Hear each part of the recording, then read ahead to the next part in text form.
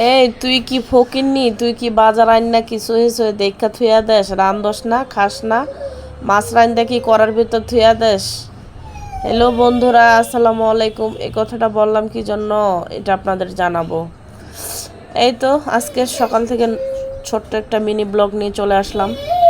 সকালে আমি রাইস কুকারে ভাত বসাবো, এই জন্য চালটা ভালোভাবে ধুয়ে রাইস কুকারে বসিয়ে দিলাম। তারপর ভাবলাম একটু চা না খেলে কেমন হয়, তারপর একটু চা বানিয়ে ফেললাম। আমার আবার দুধ চা ছাড়া ভালো লাগে না, রং চাও ভালো লাগে, কিন্তু আমাদের দুধ চাটা শরীরের জন্য অনেক ক্ষতিকারক, তবুও কিন্তু আমরা খাই। কিছু কিছু জিনিস ক্ষতিকারক হলেও কিন্তু আমরা সেটা বুঝি না, তবুও কিন্তু আমরা খাই। যাই হোক, মূল কথায় চলে আসি। যে জন্য ওই কথাগুলা বললাম, প্রথমের ওই কথাটা, একটা আপু আমার ভিডিওতে কমেন্ট করছে। আমি বলছি যে অল্প টাকার বাজার নিয়ে মানে আমরা কিভাবে অভাবী সংসার কিভাবে চালাবো, এটা বলছি দেখে ওই আপুটা আমাকে কমেন্ট করছে আমি নাকি বাজার খাই না, আমি নাকি বাজার মানে বাজার নিয়ে আইসা শুধু রাইখা দেই, দেখা দেখা থাকি, খাই না। কিন্তু আসলে কি আপু, খাই না সেটা ভুল কথা, আমি খাই, কিন্তু যে চড়া বাজারের দাম, অনেক বাজারের দাম, বাচ্চা কাচ্চা নিয়ে ঢাকা শহর ওইভাবে চলতে পারি না। অবশ্যই খাই, কিন্তু অত বেশি আহামরি খাইও না, আবার আহামরি কিন্তু ভাঙিও না। যেরকম স্বামীর ইনকাম তার চেয়ে অল্প কিছু রাখার চেষ্টা করি, আর অল্প কিছু দিয়ে খাওয়ার চেষ্টা করি। কাউকে এভাবে ছোট করে বলবেন না আপু, হয়তো আপনার অনেক আছে, আমার নাই, কিন্তু আপনি যে কথাটা বলছেন ওই কথাটা আমি খুব কষ্ট পাইছি। এভাবে বলবেন না। আমাদের অভাবী সংসার, আমরা ওই অল্প করে বাজার করে অল্প করে খাই, আবার তার ভিতরেই টাকা জমাই। তাছাড়া কিছু করার নাই, বাচ্চা কাচ্চা সব কিছু মিলিয়ে আমরা খুব এইভাবে চলি, টইটম্বুরভাবে চলি, বুঝছেন? টিপটাপভাবে চলে, বাংলা ভাষায় যেটা বলে। আপনাদের মতো ওইভাবে চলতেও পারবো না, আর ওইভাবে আমাদের ওই রকম তৌফিকও নাই যে আমরা ওইভাবে চলবো। সেজন্য অল্প স্বল্প বাজার করে ওইভাবেই চলি। যাই হোক, তারপর একটা বাজারে লাউ কিনতে গেলাম, এই লাউটার দাম নিচ্ছে 60 টাকা।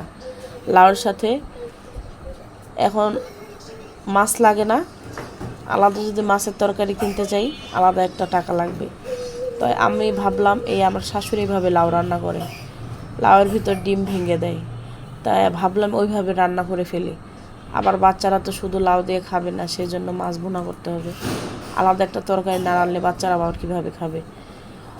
অভাবের সংসার বুঝে কিনেই আমাদের চলতে হয়, বুঝে কিনে রান্না করতে হয়, সব কিছু ভেবে চিন্তেই আমাদের সংসারটা সামনে এগিয়ে নিতে হয়। আর যদি আপনি ভেবে চিন্তে না আগান, তাহলে কোনো না কোনো ক্ষয়ক্ষতির মুখোমুখি আপনি হবেন। আর যদি একটু হিসাব করে একটু যদি আমরা কষ্ট করে চলি, তাহলে কিন্তু কোনো দিন যদি বিপদে পড়ি, সেই যেদিন যে আমরা কষ্ট করছি ওই দিনের ফলটা কিন্তু আমরা বিপদের দিনই পাবো, এটাই কিন্তু নিয়ম। তারপরেই তো দুপুরের খাওয়া দাওয়া শুরু করে দিছি। লাউ রান্না করলাম, তারপরে হচ্ছে সুরমা মাছ ভুনা করলাম।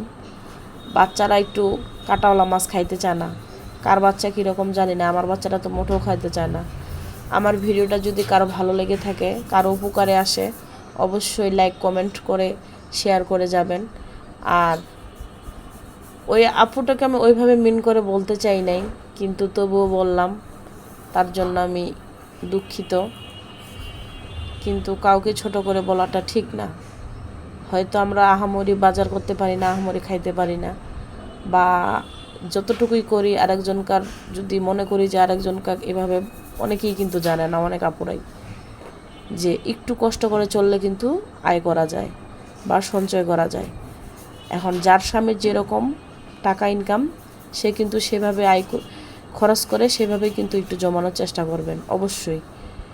শুধু কারো কথায় কান দিবেন না, শুধু খাবেন আর টাকা ফুরাবেন, আহামরি বাজার, আহামরি সব কিছু, হিসাবের বাইরে কিছুই কিনবেন না। আল্লাহ হাফেজ।